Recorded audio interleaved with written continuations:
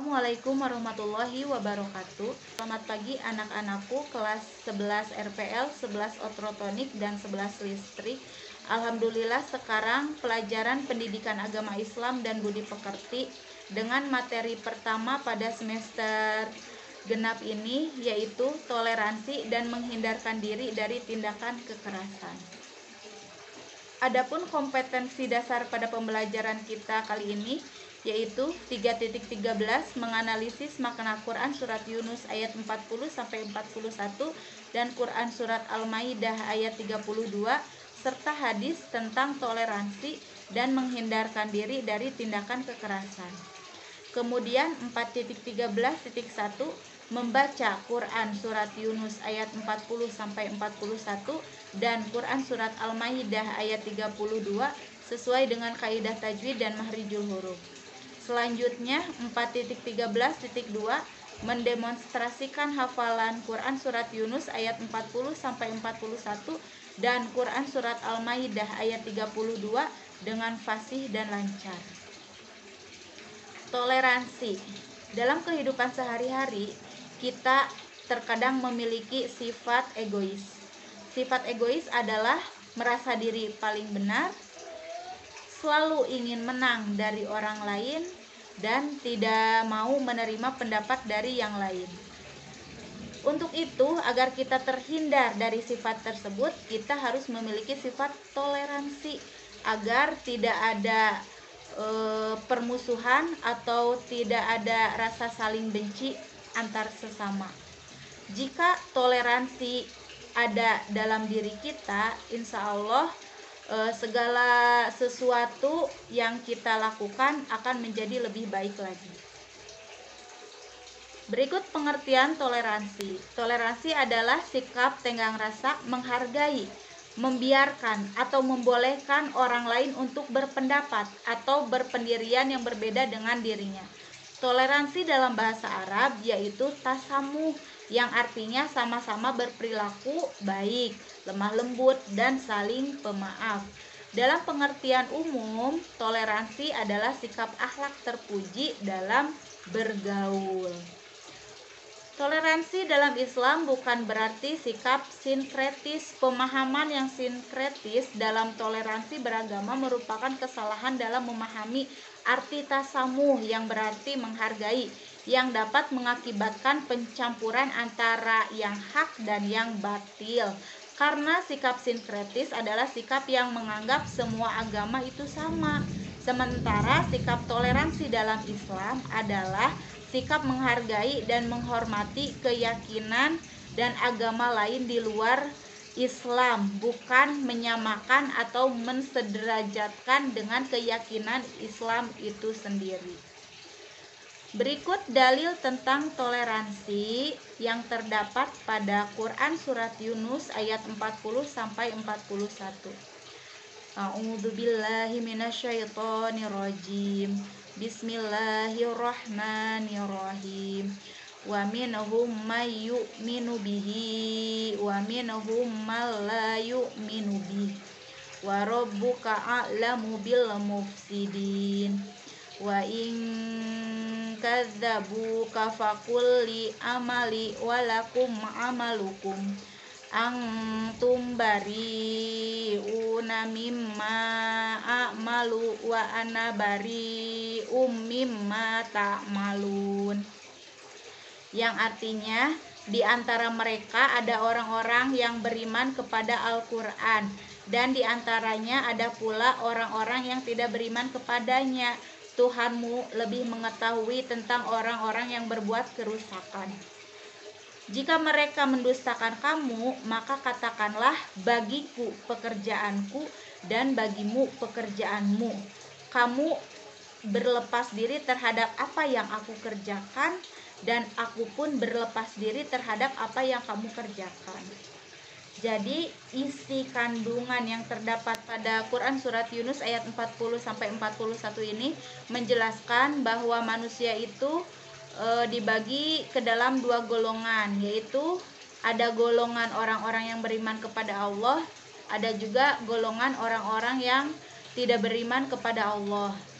Kemudian ayat ini juga menjelaskan bahwa amalan yang kita kerjakan adalah untuk diri kita sendiri dan amalan yang mereka kerjakan adalah untuk mereka sendiri. Ayat ini juga menjelaskan kita tidak boleh ikut campur terhadap agama yang mereka yakini karena mereka mempunyai hak untuk menganut agama yang mereka yakini, begitupun juga sebaliknya. Sekarang manfaat toleransi dalam Islam. Yang pertama, dapat menghindari adanya perpecahan.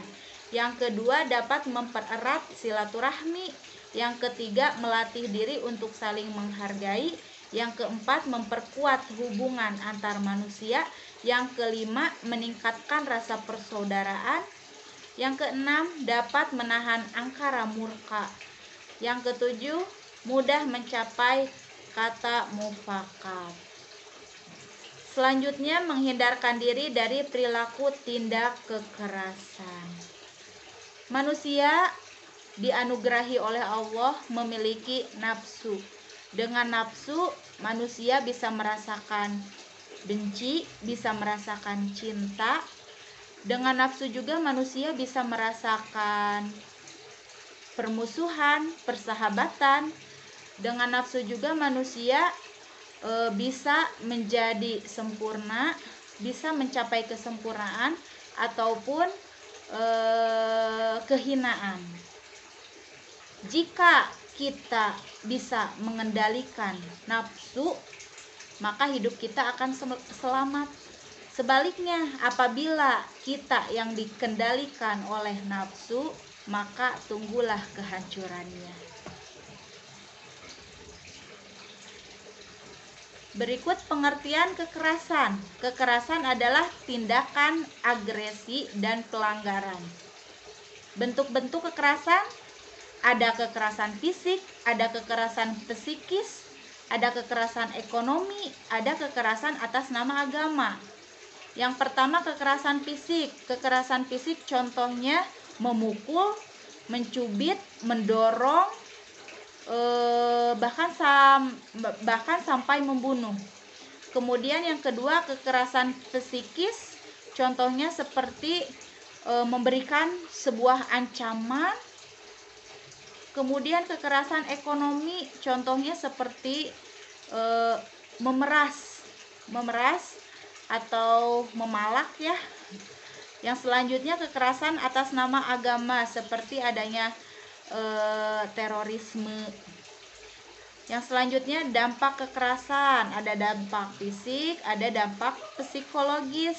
Dampak fisik berupa memar-memar, bisa ya, tubuh kita lecet-lecet, itu dampak kekerasan fisik. Kalau dampak kekerasan psikologis, kita akan merasa cemas atau akan adanya trauma dan sebagainya. Sekarang lawan dari permusuhan atau lawan dari tindakan kekerasan, kita harus menjaga kerukunan. Nah, kerukunan adalah sikap mental dalam rangka mewujudkan kehidupan yang serasi, seimbang, harmonis, dengan tidak membedakan pendapat, kedudukan sosial, ekonomi, keturunan, ras, suku, dan perbedaan agama. Kerukunan akan tercapai apabila memiliki poin-poin sebagai berikut. Yang pertama, silaturahmi dengan tetangga. Nah, harus menjaga silaturahmi antar tetangga. Karena segala sesuatu kita butuh orang lain ya, karena manusia itu makhluk sosial. Jadi harus menjaga hubungan baik dengan tetangga. Yang selanjutnya, tetangga dan orang lain. Yang selanjutnya, tolong menolong antar sesama apabila terjadi musibah atau menghadapi kesulitan. Jadi kalau ada teman kita, sahabat kita, saudara kita, tetangga kita yang terkena musibah atau sedang menghadapi kesulitan, kita harus menolong mereka agar beban yang mereka hadapi menjadi terasa ringan. Sekarang coba rasakan kalau kita berada di posisi terpuruk, kita sedang kesusahan, kita sedang menghadapi musibah, kesulitan, pasti kita pun ingin mendapat bantuan dari orang lain. Yang selanjutnya, menghormati dan menaati aturan-aturan yang dibuat selama tidak bertentangan dengan syariat Islam. Yang keempat, saling menyayangi dan mengasihi antar sesama. Bentuk-bentuk kerukunan ada 2. Yang pertama, kerukunan antar umat seagama, dan satu lagi kerukunan antar umat beragama. Kerukunan antar umat seagama merupakan kerukunan internal umat dalam memeluk agama. Misal, Muslim dengan Muslim. Islam merupakan agama universal yang mempunyai Al-Quran dan hadis. Meski demikian, umat Islam mempunyai perbedaan saat menafsirkan dan memahami kandungan dan aturan yang terdapat dalam Al-Quran dan hadis tersebut. Yang selanjutnya, kerukunan antar umat beragama. Indonesia tentu merupakan negara yang heterogen akan budaya, termasuk kepercayaan yang beraneka ragam. Ada 5 agama yang diakui oleh pemerintah Indonesia, yaitu yang pertama Islam, Kristen, Katolik, Hindu, Buddha. Demi kerukunan sebagai bangsa dan negara, perbedaan agama bukanlah alasan untuk memecah belah kerukunan. Islam mengajarkan toleransi dengan memeluk agama lain. Kita tidak boleh memaksa orang lain untuk memeluk agama Islam meskipun kita mendakwahinya. Ini ada Quran surat Al-Maidah ayat 32, akan dijelaskan minggu depan. Cukup sekian untuk pertemuan kali ini. Terima kasih yang sudah menyimak. Tetap semangat walaupun masih belajar dari rumah. Jangan lupa tugasnya dikerjakan tepat pada waktunya. Wassalamualaikum warahmatullahi wabarakatuh.